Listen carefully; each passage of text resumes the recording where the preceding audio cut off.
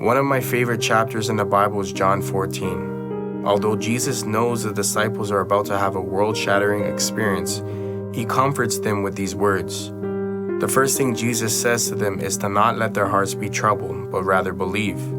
The disciples had reasons to be troubled. He told them that one of them would betray him, that all of them would deny him, and that he would leave them that night. But instead of being troubled, he said trust in God and him.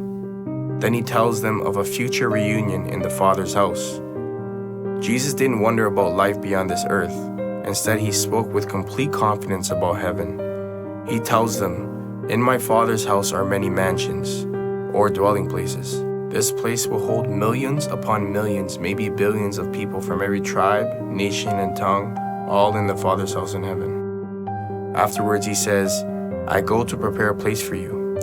When a parent expects a baby, they lovingly prepare a beautiful room. A hostess prepares a welcoming place for their guests with love.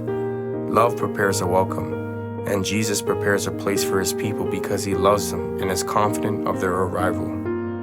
"I will come again to receive you to myself," he says, "and that where I am, there you may be also."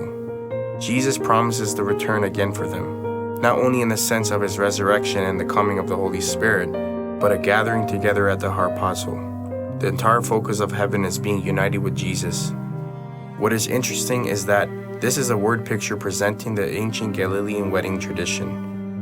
Jesus pictured as a bridegroom, in which a father establishes a covenant with the bride, which is the church.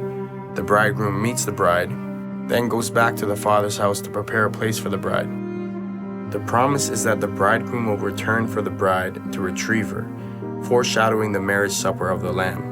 The bride and the groom do not know the day or hour when this wedding will take place, but the bride is always to be ready.